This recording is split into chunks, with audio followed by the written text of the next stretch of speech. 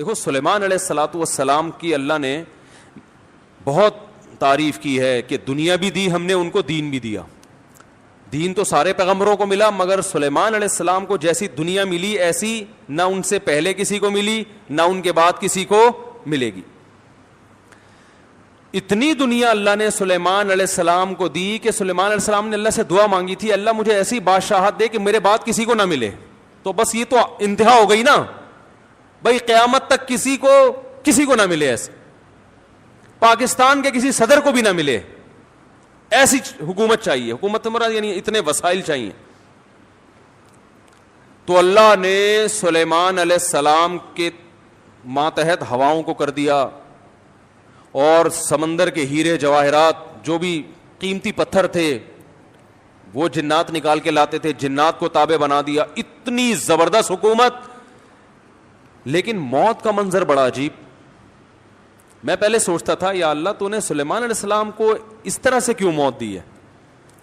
لاٹھی ہاتھ میں, اپنی شاہی کرسی پہ بیٹھے ہوئے, اور جنات کے ذریعے تعمیرات کروا رہے ہیں عمارتوں کی, اور جنات بہت ٹینشن میں, کیونکہ جن کسی کے قابو, یہ جو عامل کہتے ہیں نا جن ہمارے قابو میں, اصل میں یہ جنات کے قابو میں ہوتے ہیں. جنات ان کا کان مڑ ہوتے ہیں, اب یہ منتر پڑھ چل, اب یہ کر. جن ان کے قابو میں نہیں ہوتے. وہ تو سلیمان علیہ السلام کا معجزہ تھا کہ جنات کو قابو میں لے لیا انہوں نے. یہ کہاں سے, یہ کیا, ان میں کون سے کچھ کیوں قابو آئیں گے؟ جن بولیں گے تم ہو کیا, تمہاری اوقات کیا ہے؟ جنات کوئی چھوٹی موٹی مخلوق تھوڑی ہے, عمریں لمبی ہوتی ہیں جنات کی. ایک آدمی گیا فلیٹ میں, کسی نے بتایا یہ خالی فلیٹ ہے, اس میں جنات بھوت ہیں, نہیں جا. اس نے کہا کوئی جن ون نہیں ہوتا. وہ خالی پڑا ہوا تھا بہت عرصے سے. وہ کہتے ہیں نا خالی عمارتوں میں جن بھوت آ جاتے ہیں. تو بہت عرصے سے خالی پڑا ہوا تھا, ان کو فنٹر بننے کا شوق تھا. لوگوں نے کہا بھائی نہیں جا اس میں بھوت ہیں. اس نے کہا کوئی بھوت نہیں ہوتا. گیا, دروازہ نوک کیا, آواز آئی کون؟ کہنے لگا میں فلاں صاحب ہوں, آپ یہاں رہ رہے ہیں, میں نے سنا یہاں جنات ہیں, دروازہ کھولیے. اس نے دروازہ کھولا, عجیب سی گول گول آنکھیں. کہا بھائی میں نے سنا یہاں جنات ونات ہیں. کہہ رہے نہیں ایسی بکواس ہے, میں تو 500 سال سے لے رہا ہوں, مجھے تو آج تک کوئی نظر نہیں آیا. کہنے لگا میں تو 500 سال سے رہ رہا ہوں, مجھے تو ابھی تک کوئی نظر نہیں. یہ بے ہوش, یہی جن تھا بھائی, 500 سال سے انسان تو نہیں رہ سکتا. اچھا یہ عامل لوگ نا یہاں بیوقوف بناتے ہیں. ہم نے صحابی جن کو دیکھا ہے, کیونکہ جب یہ سنتے ہیں نا کہ جنات کی عمریں لمبی, تو 1400 سال پرانا جن بھی نکال کے لے آئیں گے. یہ الو بنانے کے علاوہ کچھ بھی نہیں ہے. صحابی جن کو دیکھا ہم نے, تابعی جن کو دیکھا ہم نے, اس جن کو دیکھا جس نے حضرت علی کی صحبت اٹھائی, سب بکواس کرتے ہیں.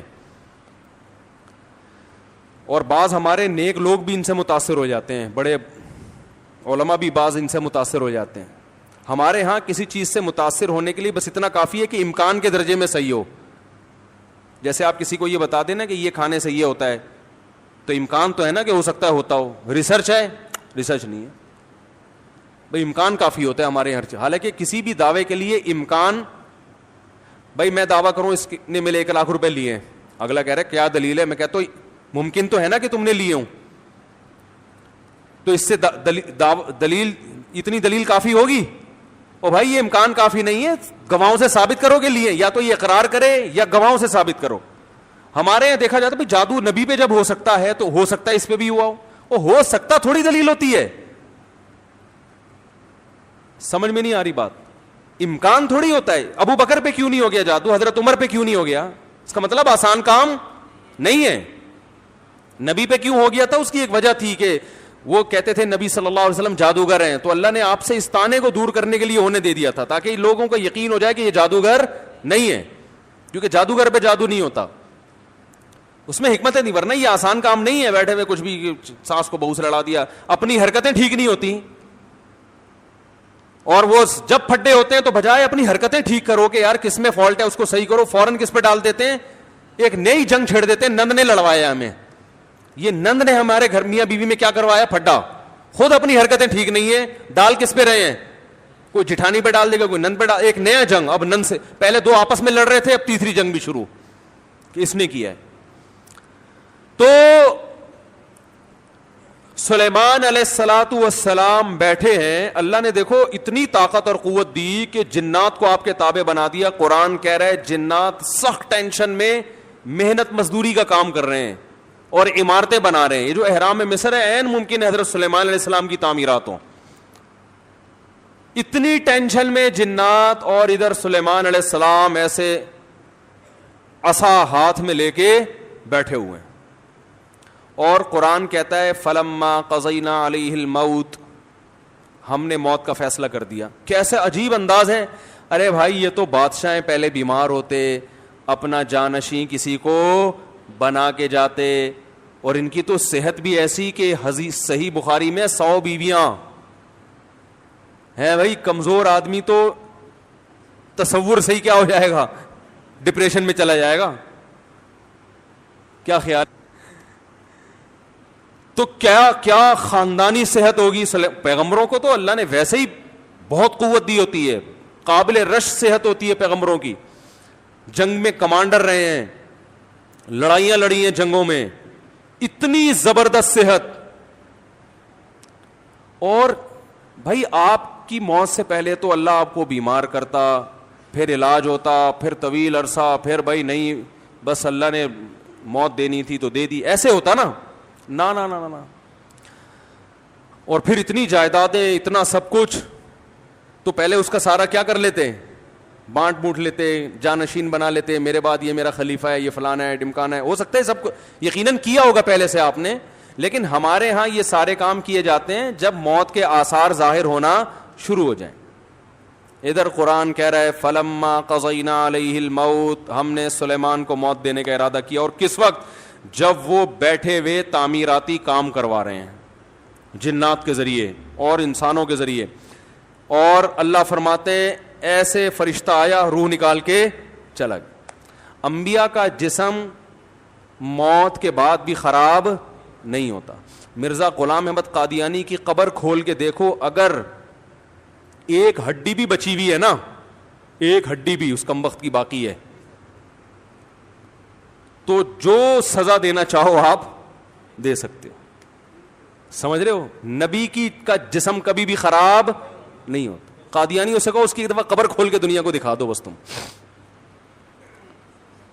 انبیاء کا جسم خراب نہیں ہوتا. تو قادیانی ہو سکتا ہے یہ گستاخی کریں کہ نبی صلی اللہ علیہ وسلم کی تو قبر کوئی کھول نہیں سکتا. تو بھائی نبی صلی اللہ علیہ وسلم کو ہم بھی نبی مانتے ہیں اور آپ بھی نبی مانتے ہیں, اور آپ پر تو اجماع ہے, بلکہ اس کو تو غیر مسلم بھی مانتے ہیں کہ آپ کی باڈی خراب نہیں ہوئی ہے, اس لیے کہ آپ صلی اللہ علیہ وسلم کے جسد اطہر کو قبر مبارک سے نکالنے کی بہت زیادہ کوششیں ہو چکی ہیں ماضی میں, غیر مسلموں نے کی ہیں سرنگیں بنا بنا کے. اس کا مطلب ان کو بھی پتا تھا کہ جسم کیا ہے, سلامت ہے. تو انبیاء کا جسم کبھی بھی خراب نہیں ہوتا. تو قرآن کہہ رہا ہے ادھر ٹیک لگا کے بیٹھے ہوئے ہیں سلیمان علیہ السلام, جسم سے روح نکلی ہے, اور پتہ نہیں کتنے دنوں تک اسی طرح ایسے ہی رہے ہیں. وہ چونکہ اس طرح سے ٹیک لگی ہوئی تھی کہ گرے نہیں ہیں. اب دیمک نے کھانا شروع کیا سلیمان علیہ السلام کی لاٹھی کو.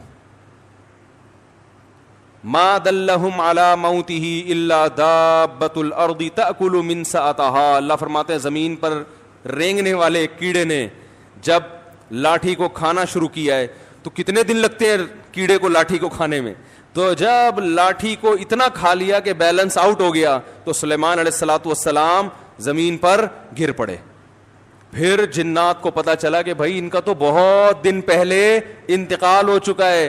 اللہ فرماتے ہیں کہ اگر جنات کو پہلے سے پتا ہو جاتا کہ ان کی موت واقع ہو چکی ہے, ما لبثوا فی العذاب المہین, تو اتنی سخت ٹینشن میں جو انہوں نے دن گزارے اس ٹینشن میں وہ دن نہیں گزارتے. جیسے ہی جنات کو پتا چلا کہ ان کا انتقال ہو گیا, جس نے جہاں اینٹ لگائی تھی نا وہیں چھوڑ کے بھاگ گیا. ان کو پتا تھا قیامت تک کوئی عامل کا باپ بھی مجھے قابو نہیں کر سکتا. جو کنسٹرکشن کا کام جہاں تک تھا نا وہیں سے جنات نکل لیے. ورنہ سلیمان علیہ السلام 2-4 عاملوں کے ذمے لگا کے چلے جاتے, بھائی میں کسی بھی وقت دنیا سے جا چکا ہوں, جا سکتا ہوں, تو ان کو ذرا پکڑ کے واپس لانا, جو 2-4 اینٹیں رہ گئی وہ تو لگا دیں ہیں بھائی. یہ قرآن کے الفاظ بیان کر رہا ہوں. ما لبثوا فی العذاب المہین. اللہ فرماتے ہیں کہ جنات کو پہلے سے پتا ہوتا نا کئی دن پہلے ان کا انتقال ہو چکا ہے, تو یہ اتنی سخت ٹینشن میں نہ ہوتے. وہ تو یہی دیکھ رہے ہیں یہ ہماری نگرانی کر رہے ہیں ایسے, کیونکہ چہرہ بھی بالکل اسی طرح, چہرے پہ رونق اسی طرح جیسے زندگی کے آثار ہوتے ہیں, بالکل وہی کنڈیشن. سوال پیدا ہوتا ہے, دیکھو اللہ کے ہر کام میں حکمت ہوتی ہے کہ نہیں ہوتی؟ دیکھو ہمارے نبی صلی اللہ علیہ وسلم نے میدان جنگ میں شہادت کی بہت تمنا کی ہے, لیکن آپ کو میدان جنگ میں شہادت نہیں ملی, کیونکہ حکمت کے خلاف ہو جاتا. لَوَدِدتُّ أَنْ أُقْتَلَ فِي سَبِيلِ اللَّهِ ثُمَّ أُحْيَا ثُمَّ أُقْتَلَ ثُمَّ أُحْيَا ثُمَّ أُقْتَلَ ثُمَّ أُحْيَا ثُمَّ أُقْتَلَ. آپ صلی اللہ علیہ وسلم نے فرمایا میری یہ خواہش ہے, میری یہ چاہت ہے. لَوَدِدتُّ کا معنی ہوتا ہے بہت زیادہ چاہت, لَأَحْبَبْتُ نہیں فرمایا, لَوَدِدتُّ. مودت محبت سے اوپر کا درجہ ہے. میری بے پناہ خواہش ہے کہ میں اللہ کے راستے میں اقتلو قتل کر دیا جاؤں, پھر زندہ کیا جاؤں, پھر اللہ مجھے میدان جنگ میں جانے کا موقع دے, پھر قتل کیا جاؤں, پھر زندہ کیا جاؤں, پھر قتل کیا جاؤں, پھر زندہ کیا جاؤں, پھر قتل کیا جاؤں. یعنی یہ شہادت اتنی پیاری چیز ہے کہ مجھے ایک دفعہ نہیں چاہیے, کم سے کم 4 دفعہ چاہیے. یہ کتنی تمنا نبی صلی اللہ علیہ وسلم کی. ظاہر ہے آپ خود دیکھو, جو اللہ کے لیے جان دے رہا ہو اور وہ ربی غیرت والا ہو تو وہ چھوڑ دے گا ایسے ہی؟ جان دینے سے بڑھ کر دنیا میں کوئی قربانی نہیں ہے. لوگ دعویٰ کرتے ہیں نا محبوب کے لیے کہ میں تمہارے لیے جان دے سکتا ہوں, یہ سب سے بڑا دعویٰ ہوتا ہے. دے نہیں سکتا وہ. محبوبہ کے چہرے پہ تھوڑی سی جھریاں آنے دو, پھر دیکھو کیا, پھر یہ جو 500 روپے بیلنس کے لیے دے رہا ہے یہ بھی نہیں دے گا. لیکن جو اللہ کے لیے جان دے گا میرے بھائی, تو اللہ تو جواد اور کریم بھی ہے, وہ تو تھوڑے پہ بہت نوازتا ہے. تو اللہ کے نبی نے فرمایا ایک دفعہ شہادت نہیں چاہیے, اتنی قیمتی چیز ایک دفعہ. اور نبی صلی اللہ علیہ وسلم نے فرمایا دیکھو, اس لیے میں کہتا ہوں جو بارڈر پہ ہمارے فوجی لڑ رہے ہیں نا, ان کی قدر کیا کرو. یہ ہماری زندگیوں کے محافظ ہیں. جو ہمارے ملک کے محافظ ہیں وہ ہمارے ایمان کے اور ہمارے دین کے محافظ ہیں یا نہیں ہیں؟ تو کافر تو کھا کے ختم کر دے ہمیں 2 منٹ کے اندر. جو شہادت دینے والا ہے اس کو ہلکا مت سمجھو. جو بھی جہاں بھی اللہ کے لیے لڑ رہا ہے, مسلمانوں کا دفاع کر رہا ہے, اللہ کے ہاں اس کا مقام ہلکا نہیں ہے, بہت بڑا مقام ہے. ہم تو باتیں کر رہے ہیں, جو پریکٹیکلی لڑ کہیں بھی ہو دنیا میں, جو بھی اللہ کے لیے لڑ رہا ہے, تو اللہ کی نظر میں اس کا مقام کم نہیں ہے, بہت بڑا مقام ہے. تو نبی صلی اللہ علیہ وسلم نے فرمایا قیامت کے دن شہید کو لایا جائے گا, اسے جنت کی نعمتیں دی جائیں گی. اللہ اس سے پوچھیں گے بچا تجھے کچھ اور چاہیے؟ وہ کہے گا اللہ تو نے ساری نعمتیں مجھے دے دی, جنت میں حوریں مل گئیں, شہد کی نہریں مل گئیں, دودھ کی نہریں مل گئیں, اور کیا چاہیے؟ الم تبیض وجوہنا, تو نے ہمارے چہروں کو کیا کر دیا؟ سفید. اللہ کہے گا پھر بھی؟ تو کہے گا ایک تمنا ہے اگر تو دے سکتا ہے. یعنی دے سکتا کا مطلب تیرے قانون کا حصہ ہے کہ تو وہ دے گا لوگوں کو. وہ تمنا یہ ہے کہ اللہ دنیا میں دوبارہ بھیج, دوبارہ تیری راہ میں لڑوں اور دوبارہ قتل کیا جائے مجھے, کیونکہ جو تیری راہ میں مرنے کی لذت تھی وہ لذت جنت میں حاصل نہیں ہو رہی. وہ ایک الگ ہی چیز ہے نا. یہ احساس انسان کو بڑا کر دیتا ہے کہ میں کس کے لیے جان دے رہا ہوں؟ اللہ کے لیے. تو وہ مزہ نہیں ہے. یہ جسمانی لذتیں ہیں جو جنت میں آ رہی ہیں, وہ لذت تھی روحانی, وہ لذت نہیں ہے. تو 4 دفعہ نبی صلی اللہ علیہ وسلم نے شہادت کی تمنا کی ہے کہ بار بار یہ عمل ہو, اور آخر ختم کس پر کیا؟ ثم اقتل. ہم کہتے ہیں اللہ میرا دل چاہتا ہے میں تیری راستے میں قتل کیا جاؤں, پھر شہید کیا جاؤں, پھر قتل کیا جاؤں, قتل کیا جاؤں, پھر زندہ کیا جاؤں, پھر قتل کیا جاؤں, پھر زندہ کیا جاؤں, پھر قتل کیا جاؤں, پھر زندہ کیا جاؤں, پھر قتل کیا جاؤں, پھر زندہ کر کے چھوڑ دیا جاؤں. اینڈ کہاں ہوتا ہمارا بھائی؟ ہے بھائی کہ پھر 4 دفعہ شہادت کا ثواب حاصل کر کے پھر اپنی لائف کو میں کیا کروں گا بھائی؟ انجوائے کروں گا.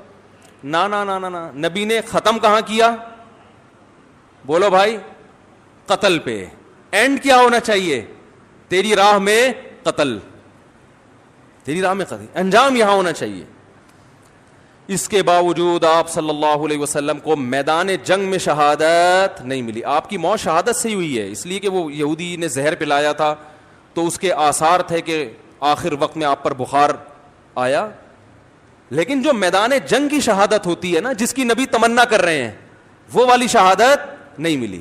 کیوں؟ حکمت تھی کہ اگر آپ کی میدان جنگ میں شہادت ہوتی تو غیر مسلم کافر یہ کہتے کہ آپ اپنے مشن کو مکمل کیے بغیر دنیا سے چلے گئے. تو آپ آخری نبی ہیں, آخری نبی جب تک اپنے مشن کو مکمل نہیں کر لیں گے تو اس وقت تک آپ پر موت واقع نہیں ہو سکتی. اور یہ طبعی موت میں ہو سکتا ہے, کیونکہ جب طبعی طور پر انسان کی موت واقع ہوتی ہے اس کو وصیت کا موقع ملتا ہے, اسے سب جو ہے نا سارے کام کرنے کا, سمیٹنے کا موقع ملتا ہے. تو وہ تو نبی اگر میدان جنگ میں شہید ہوتے تو بھی سارے کام پہلے کمپلیٹ کر لیتے, لیکن ایک شک ہو سکتا تھا غیر مسلموں کو, تو اللہ نے وہ شک کے راستے بھی کیا کر دیے, ختم. کہ آپ کو کئی دن بیمار کیا گیا, جو جو وصیتیں آپ نے کرنی تھی کر لی, اور ہمیں اطمینان ہو گیا کہ اب جو کام رسول اللہ صلی اللہ علیہ وسلم نے کرنا تھا, جو وصیتیں کرنی تھی کہ میرے بعد میرا جانشین کون ہوگا, اور وہ ساری فائلیں آپ صلی اللہ علیہ وسلم کمپلیٹ کر کے گئے ہیں, سارے کام مکمل کر کے گئے ہیں. نماز میں آخری دنوں میں جب آپ بیمار ہوئے تو آپ نے حکم دیا کہ ابو بکر کو کہو وہ نماز پڑھائیں. اس میں اشارہ تھا کہ میرے بعد جانشین کون ہے. دیکھو سفر میں آپ صلی اللہ علیہ وسلم قضائے حاجت کے لیے گئے, جماعت کا وقت ہو گیا تو دوسرے صحابی نے نماز پڑھا دی. ایسا ہوا ہے؟ ابی ابن کعب رضی اللہ تعالیٰ نے نماز پڑھائی, لیکن یہ نماز یہ اپنا مسلح حوالے کرنے والی نماز نہیں تھی. یہ تو کوئی بھی امام کی جگہ کھڑا ہو سکتا ہے نا, امام کو کوئی عذر ہے. سفر میں ایسا ہے, آپ صلی اللہ علیہ وسلم سفر میں قضائے حاجت کے لیے تشریف لے گئے, پیچھے نماز کا ٹائم تھا تو حضرت ابی ابن کعب نے نماز پڑھائی, اور جب نبی تشریف لائے تو انہی کی اقتدا میں آپ نے نماز بھی پڑھی. مگر اس سے یہ ثابت نہیں ہوتا کہ آپ کے بعد آپ کے جانشین کون ہیں, یہ صحابی ہیں, نا. لیکن جب مرض موت میں مستقل امام بنانے کی ضرورت ہے کہ اب آپ بیمار ہو گئے ہیں, تو صحابیات کہہ رہی ہیں, نبی نے فرمایا مرو ابا بکر فلیصلی بالناس, ابو بکر سے کہو کہ لوگوں کو نماز پڑھائیں.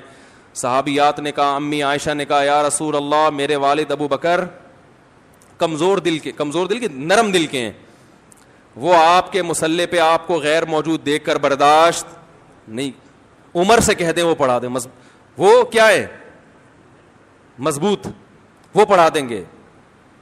ایسے موقع پہ آپ صلی اللہ علیہ وسلم یہ کہہ سکتے تھے کہ بھئی سفر میں کسی نے بھی پڑھا دی تو اس میں بحث کرنے کی کیا ضرورت ہے, میری طبیعت خراب ہے, کوئی بھی آ جائے ہے بھائی, کسی کو بھی کہو نماز پڑھا دے. نا نا نا نا نا, آپ کو پتا تھا آج جس کو مصلی پہ کھڑا کر دیا تو قیامت تک کے لیے اسٹیمپ لگ جائے گی کہ نبی کا جانشین کون ہے. بولو بھائی, یہ ہیں. تو آپ صلی اللہ علیہ وسلم فرمایا نا نا نا, ابو بکر سے کہو. پھر امی عائشہ نے فرمایا, حالانکہ امی عائشہ کو تو خوش ہونا چاہیے نا, ان کے تو والد ہیں, لیکن وہ دیکھ رہی ہے کہ رقیق القلب ہیں, اور اللہ کے نبی ابو بکر کے علاوہ کسی اور کو قبول, بولو بھائی نا. تو یہ اتنا جو موقع ملا, آپ نے فرمایا پھر سب ازواج کو ڈانٹ لگائی آپ صلی اللہ علیہ وسلم نے کہ تم ایسے ہی مجھ سے جھگڑا کر رہی ہو جیسے یوسف علیہ السلام کے دربار میں جو عورتیں جھگڑ رہی تھیں. تو پھر آرڈر دیا کہ نہ, ابو بکر کے علاوہ کوئی بھی نہیں. تو اگر آپ میدان جنگ میں شہید ہو جاتے اچانک تو یہ ساری حکمتیں کیا ہو جاتی, فوت ہو جاتی. تو اللہ نے نہیں شہید ہونے دیا. تو ایسے ہی سلیمان علیہ السلام کو اللہ نے اچانک موت دی ہے, بالکل اس کے برعکس. بیٹھے ہوئے ہیں اور جناب فرشتہ آیا, چلو بھائی ٹھیک. موسیٰ علیہ السلام کے پاس آتا تو پہلے ایک چماٹ کھاتا. حدیث میں آتا ہے ہر پیغمبر, دیکھو جتنے بھی علماء ہیں نا, ہر ایک کا مزاج دوسرے سے مختلف ہوتا ہے. مزاج کو دیکھ کے کبھی فیصلہ نہ کیا کرو یہ صحیح ہے یہ غلط ہے. بعض کا مزاج جلالی ہوتا ہے, بعض کا مزاج نرم ہوتا ہے. تو جو نرم مزاج علماء کے پاس رہے ہیں, جب کسی جلالی سے واسطہ پڑتا ہے تو کہتے ہیں ان کے اخلاق ٹھیک نہیں ہے. بھائی اخلاق کی بات نہیں ہے, ہو سکتا ہے ان کے اخلاق ان سے بھی اچھے ہوں, مزاج میں کیا ہے, تھوڑا سا جلال ہے. تو مارکیٹ میں ہر قسم کی چیز چاہیے نا, سارے میٹھے میٹھے میٹھے بن جائیں گے تو یہ تو لوگ تو مولویوں کو کھا کھا کے ختم کر دیں گے.